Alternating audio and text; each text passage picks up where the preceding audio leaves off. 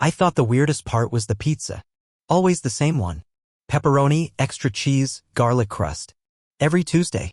Every Thursday. Always just before 2 p.m.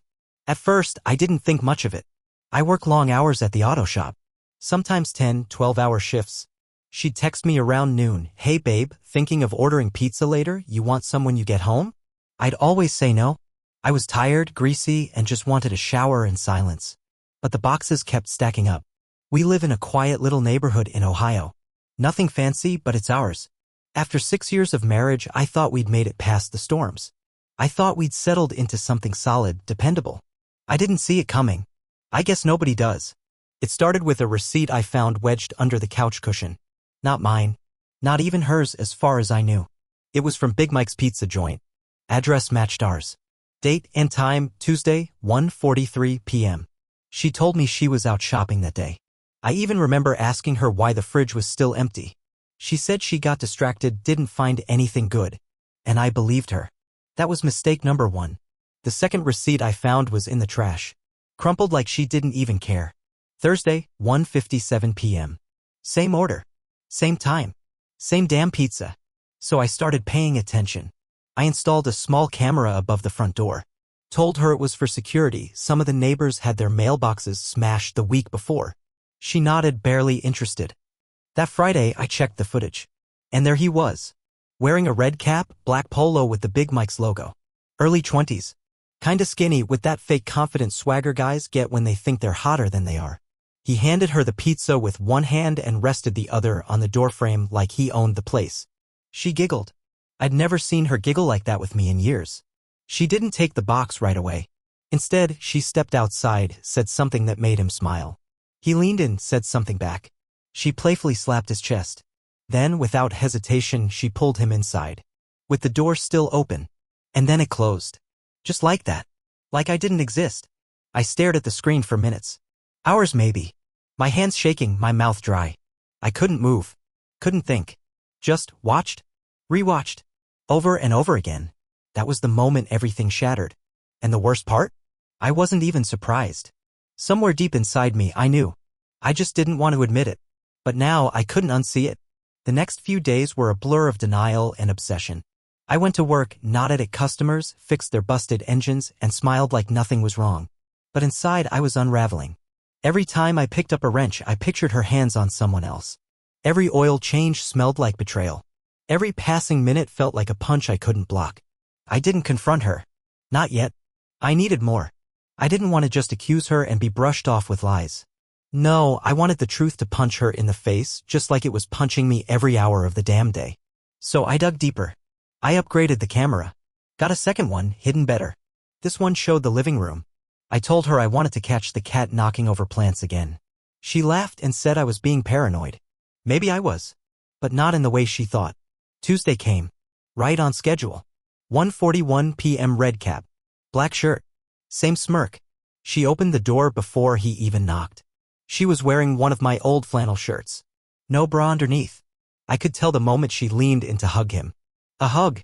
Full-bodied. Chest to chest. Like they were reuniting after a long, passionate absence. I could see her hand slide behind his neck. She whispered something. He dropped the pizza box on the entryway table without even looking at it. Then they kissed. Not a peck. Not a tease. A real kiss. Mouths open. Hands wandering. She moaned, actually moaned, like some actress in a bad porno. I watched as they stumbled toward the couch, knocking over a lamp I'd bought her for her anniversary. She didn't even look at it. They didn't make it to the bedroom. She straddled him right there on the couch. Laughing. Biting his lip. Pulling her shirt open like she couldn't wait. I paused the footage. I couldn't watch more. That couch. That was the same place she and I had sat every Sunday watching dumb reality TV. The same place she cried in my arms when her mother died. The same place we first talked about having kids someday, dreams that were now burning in front of me. And this idiot, this greasy, pimple-faced delivery boy, he was inside my home, inside my life, like it was his to take. I wanted to scream. Smash something. Drive to the pizza place and beat the truth out of him. But I didn't. Because rage is loud, but revenge is patient. I started calling off work on Tuesdays and Thursdays. Told the shop I had stomach problems. They didn't ask too many questions. I'd always been reliable. I was the guy who picked up shifts when no one else would, who stayed late, who kept his head down. But now I wasn't that guy anymore. Something had broken. Something deep. I wasn't just a husband betrayed. I was a man stripped of dignity, sitting in a parked car down the block from his own house, watching his wife cheat in real time. The second time I saw them together, she wasn't even pretending anymore. No pizza box. No pretense. He just walked in like he lived there. Didn't even knock. She opened the door with her hair tied up, barefoot, wearing nothing but one of my old t-shirts, the same one she used to wear to bed with me. They kissed before he even stepped inside. She pulled him by the hand like a dog on a leash, laughing that same breathy laugh she used to save for me. I sat in the truck, gripping the steering wheel so hard my knuckles went white. I couldn't believe how easy it was for her. How casual. Like I was already gone. Like I didn't matter. I thought about calling her. I thought about walking in, making a scene, dragging his sorry ass out by the collar. But what would that do? She'd cry, deny, twist it. She always could lie with a straight face. I needed something she couldn't deny. Proof so sharp it would cut her to pieces. So I kept watching. I started checking her texts when she was asleep. She'd always been careless with her phone, trusting that I was too dumb or too loyal to look. But loyalty dies fast when truth kicks down the door. I found her messages with him under the name M. Just M. As if that would hide it. Their chats were full of heart emojis, inside jokes, plans. She called him my delivery king. He called her pizza princess. I almost laughed. Almost. But then I saw something that made my blood run cold. Picture her in our bed, naked, lying in my spot. The caption, "Wish it was your hands instead." I wanted to throw the phone across the room. Wanted to scream so loud the neighbors would call the cops. But instead I saved the photo. I started a folder, a little archive of betrayal. Dates, times, images. I wasn't just a husband now. I was a collector of lies. And I wasn't done collecting. The hardest part wasn't the sex. I mean, yeah, that burned. Seeing her body tangled with his, hearing her moans meant for someone else, imagining the way she touched him with hands that used to hold me. It shattered something deep inside me. But no, that wasn't the worst part. The worst part was realizing how happy she looked. Not guilty, not conflicted, not torn between two men, just happy. Like this was her escape. Like he was her joy. And I was the cage. That thought haunted me. Had I missed signs? Was I blind? Or just stupid? I replayed our last few months in my head like a cursed movie. The late-night headaches. The sudden urge to run errands. The weird distance in bed, not full rejection, but the kind of lazy indifference that tells you the fire's gone cold. I used to blame it on work, on stress, on routine. But now I saw the truth. I was already gone in her heart long before she let him through that door. And still, I couldn't confront her. Not yet. Because every time I imagined her face when I laid it all out, the photos, the messages, the videos, I didn't see shame. I didn't see regret. I saw defiance. That sly little tilt of her head she used to flash when she lied about where she'd been. That hollow, half-sincere, "you're crazy" voice she used when caught red-handed. I knew her too well. She'd twist it. Somehow I'd be the villain, and he'd still be the secret she protected. So I played along. I kissed her forehead when I came home. I asked about her day. I smiled when she said she was just ordering lunch again. I pretended not to notice the faint smell of cologne that wasn't mine lingering in the hallway. I became the ghost in my own house, moving silently, watching everything, saying nothing. And inside I planned. I bought a second phone. Burner. Cheap. Paid cash. I started recording everything: texts, calls, video captures from the cameras. I even started documenting my own behavior, just in case this thing turned legal. I wasn't going to be the guy who lost everything and had no receipts. No, I'd have a damn archive. A timeline of betrayal. And then, on a random Thursday afternoon, the crack finally appeared. She forgot to lock her phone. She left it on the kitchen counter, screen up, as she showered. A new message popped up. From M. He doesn't suspect anything, right? Winking face. I stared at it for a long time. And then I wrote back, "Not at all. He's too busy fixing engines and trusting people." I sent it. I stared at the screen until the bubbles popped up. "Haha, good face, blowing a kiss, I'll be there early today. Can't wait." And just like that, she confirmed it. Not just the cheating, but the mockery. She thought I was an idiot. She thought I was a fool. And now it was time to show her just how wrong she was. I spent that entire night pacing the house, trying to feel something other than rage. I looked at the walls we painted together, the couch we financed, the kitchen table where we used to eat frozen dinners and talk about stupid dreams. Everything in that house had pieces of us in it, or so I thought. Now all I could see were the stains she left behind. Invisible fingerprints of betrayal smeared on every surface. And yet, somehow I kept my calm, because the time for fire was coming. But fire needs fuel, and I was still gathering. The next morning I called in sick again. No surprise there. I could barely sleep without clenching my jaw. My boss sounded worried, but I told him I just needed a little more time. In truth, I needed the house to myself. I needed to execute the next phase. I positioned the cameras better, one in the hallway vent, one behind the TV, and another in the bedroom clock. All hidden, all silent. If they were going to desecrate our space again, I was going to record every second of it. Around noon, she started getting ready. I watched from my work truck down the street. She showered, blow-dried her hair, put on makeup. Not the lazy, rushed kind she wore with me, but the full, flirtatious, date-night kind. The kind of look that says, "I'm trying to impress someone." She put on perfume, the expensive one I bought her last Christmas. Slipped into that soft red robe I used to think was for me. And then, right on cue, 1:47 p.m., he pulled up. The pizza guy. This time, no box. Just him. She opened the door like she was expecting a lover, not a delivery. Pulled him in by the shirt and kissed him hard, like she'd been starving.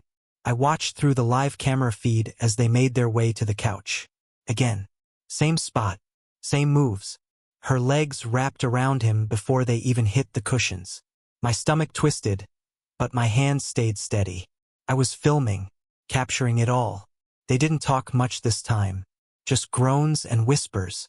She laughed when he called her his naughty customer. She told him I'd be home late. "He's working a double," she said, giggling. "We've got hours. Hours. In my home. On my time."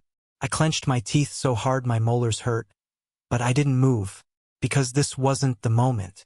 Not yet. After about 45 minutes, they moved to the bedroom. She pulled him by the hand like a prize, and he followed, cocky as hell. That idiot probably thought he was winning, that he was the king of some pathetic little fantasy. What he didn't know, what neither of them knew, was that they were giving me everything I needed. Visual proof. Audio. Timelines. Evidence. Enough to ruin her if I wanted. Enough to burn it all down and still walk away clean. And as I sat there in my truck, watching it all unfold in real time, one thing became clear to me. She wasn't just cheating. She was comfortable cheating. And that was something I could never forgive. I didn't go home that night. Couldn't. Not after what I saw. I sat in that truck until the sun went down. Until the engine hummed with the same low, bitter anger building in my chest. I watched them leave one after the other, him first, like some cockroach scattering after the lights turn on, and her a few minutes later, pretending to head out for groceries. She walked like nothing had happened, like she didn't just desecrate our home, like I didn't exist. That was the moment something inside me fully snapped. I drove 2 towns over and checked into a cheap motel, slept in my clothes, woke up with a neck cramp and a hunger for something far darker than revenge. Clarity.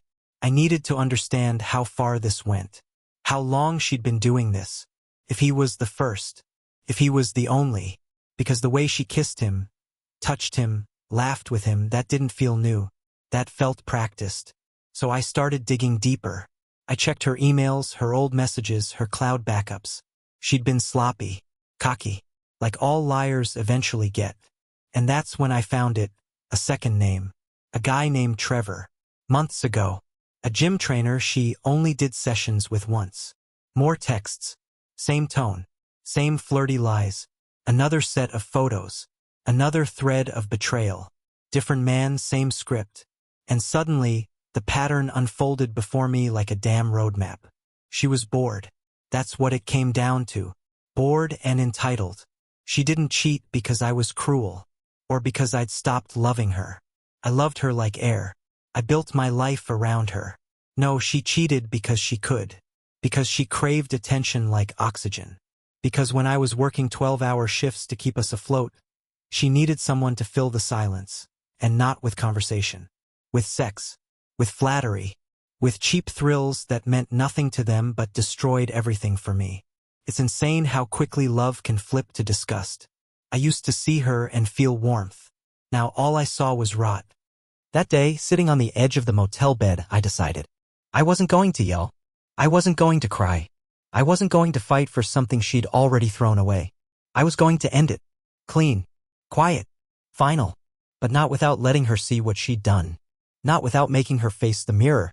Because if there was one thing I'd learned through all this, it's that liars only break when you make them watch themselves unravel. And I was ready to be her reflection. I went home the next morning like nothing had changed. She was already in the kitchen, humming softly as she made coffee. The same old domestic scene, sunlight spilling through the window, the smell of toast, her in those gray pajama shorts she always claimed were too comfy to throw away. She looked up, smiled like everything was normal, and said, "You're home early." I smiled back. "Yeah. Shop was slow. Thought I'd take the day." She nodded, offered me a mug. No guilt in her eyes. No trace of shame. That's when I realized she really believed she was untouchable, like her lies were invisible as long as I didn't speak them aloud. She didn't know I'd seen it all. That I had it all. And that made her weak. Arrogance always does. I sat across from her at the kitchen table, the same table where I used to imagine our kids would one day eat pancakes. I watched her scroll through her phone, occasionally smirking at whatever M was probably texting. My hands were calm. My voice steady. Because this wasn't about emotion anymore. This was about execution. I waited until she left for her yoga class, which I now knew was just code for meetup. The moment her card disappeared around the corner, I got to work. I gathered everything. Printed screenshots. Still frames from the videos. Phone records. Copies of chat logs. The folder was thick enough to kill the lie completely. I placed it neatly on the bed, right on her pillow. I wanted that to be the first thing she saw when she returned. A gift. A goodbye. Then I packed my things. Not everything. Just what mattered. A few clothes. Tools. My personal documents. The watch my grandfather gave me. The rest I left behind because it all reeked of her now. Of them. I couldn't bear to take any piece of that house with me. It wasn't my home anymore. It was a stage for her performances. Before I walked out, I left one final touch, my wedding ring, resting quietly on top of the evidence folder. I didn't leave a note. I didn't need to. Everything I had to say was already inside that folder. Every silent suspicion. Every lie she told with a kiss. Every betrayal delivered hot and greasy, 2-for-1 with extra cheese. She could sort through it like she used to sort through takeout menus, casually, carelessly, without understanding the weight of what she destroyed. I closed the front door behind me and didn't look back. No explosions. No screaming match. Just silence, the kind that speaks louder than rage. Because sometimes the loudest thing you can do is leave. I moved into a friend's garage apartment across town. Small place, one room, a kitchenette, a bed that creaked every time I rolled over, but it was mine. And most importantly, it was untouched by her. No smell of her perfume. No ghost of her laughter echoing through the halls. Just quiet. Clean, heavy quiet. At first, it was suffocating. Like the sound of an empty church after the choir stops singing. But over time, it started to feel like something else. Peace. She called me. Of course she did. 17 missed calls in the first hour. Then came the texts, starting with confusion, spiraling quickly into panic. Where are you? What is all this? Please come home. Then the anger. You had no right. You're blowing this out of proportion. It was just a mistake. And then, as all liars do, the bargaining. We can fix this. Let's talk. I still love you. But by then her love meant nothing. Her words were just echoes bouncing off the hollow space she'd left inside me. I didn't respond. Not once. Not even when she showed up at my work 2 days later, crying in the parking lot. She looked tired. Hollowed out. Her mascara was smudged, her hair pulled back like she hadn't slept. She kept saying my name, pleading, reaching for my arm like we were in some soap opera scene. I just stood there. Let her say her piece. Watched her crumble in real time. I didn't raise my voice. Didn't curse her out. I just looked her in the eye and said calmly, "You made your choice. Now you live with it." She froze. Those words landed harder than any scream could have. Because in that moment, she finally understood. This wasn't about forgiveness. This wasn't about giving her a second chance to cheat better. This was about closure, mine. And once I had it, she had nothing left to bargain with. I walked away. Didn't look back. She stood there alone in the same silence I had suffered in for weeks. And for the first time since this nightmare began, I felt something close to freedom. Not happiness. Not yet. But the weight was starting to lift. And in its place, a strange, powerful clarity. That love, once broken by betrayal, doesn't always shatter loudly. Sometimes it just dissolves quietly, completely, and without ceremony. In the weeks that followed, life felt both heavier and strangely lighter. Like I was dragging behind me the carcass of something I used to love, but with every step forward it decayed a little more and burdened me a little less. I got used to the quiet. I even started enjoying it, the hum of the fridge, the soft click of the ceiling fan, the kind of silence that doesn't scream betrayal but whispers survival. I started sleeping again, not deeply, not peacefully, but without waking up gasping from phantom memories. Her name stopped showing up on my phone. I guess she finally understood that there was no path back. Or maybe she moved on to the next delivery, another man, another thrill. It didn't matter anymore. She had become a story I used to tell myself. A warning. A scar. And scars don't ache forever, they just remind you of where the blade once kissed you. Friends asked questions. A few coworkers pulled me aside, awkwardly offering beers and bro nods of sympathy. I appreciated the sentiment, but this wasn't something I could just talk through. It wasn't just heartbreak. It was erosion, slow, steady destruction of something I thought was unshakable. My trust. My pride. My belief in the life we'd built together. All of it had been chewed away behind my back, one bite at a time, by a guy who couldn't even grow a full beard. Some nights I'd lie on the mattress, stare at the cracked ceiling, and think about how close I came to marrying a lie. How many other truths might have died quietly in that house while I worked myself to the bone to make her happy. Did she laugh at me with him? Mock the way I trusted her? Did he wear my clothes, eat from my plates, lay in my bed without even knowing the life he was stepping on? But then I'd stop myself. Because none of that mattered anymore. What mattered was that I was out. I had escaped the slow rut. Had walked away with my sanity intact, my dignity still in one piece. That folder I left behind? It wasn't just evidence, it was a severance package. A final invoice for the emotional debt she racked up with every lie. And now the account was closed. There was no revenge. No viral exposure. No public humiliation. Just silence. Just me, learning how to rebuild from rubble. And maybe someday, learning how to trust again. Months passed. The house was sold. We divided the assets with lawyers who looked bored as if they'd seen 100 divorces like ours, love stories turned courtroom footnotes. She tried one last time to reach me during the final signing. She said she was sorry. That she never meant for it to happen this way. That she missed me. But her eyes weren't filled with remorse, they were filled with regret. Not because she broke me. Because she didn't think I'd actually walk away. And I did. Not out of anger. Not out of spite. But because sometimes the bravest thing a man can do is leave the table when love is no longer being served. I moved again farther this time. Started fresh in a city where no one knew my name, where I wasn't the guy whose wife slept with the pizza guy, but just me. I took a new job, found a cheap apartment, bought new furniture that didn't carry memories. And slowly, piece by piece, I began to reclaim something she never thought I'd get back, myself. There were hard days. Still are. Days where I flinch at the sound of a delivery car engine outside. Days where trust feels like a joke someone else gets to tell. But there are also good days. Quiet coffee mornings. A new hobby. Random conversations with strangers who don't know my past and don't care. Healing isn't loud. It's not cinematic. It's slow and boring and filled with tiny victories no one claps for, but those are the ones that matter most. I haven't dated again. Not seriously. Not yet. But I'm not bitter. I'm not closed off. I just know now what I deserve. What I will no longer tolerate. Betrayal taught me that. Pain taught me that. And as much as I hate what she did, I don't regret discovering it. Because it was the discovery that saved me. This isn't a story of revenge. It's a story of revelation. Of how the person you love most can sometimes be the one who pushes you off the edge, but the fall doesn't have to be the end. Sometimes it's just the beginning. So if you're reading this, if you've been cheated on, lied to, broken in half, know this: you are not what they did to you. You are not the fool they mistook you for. You are the fire that rose from that ruin. and you will rise again. Just like I did.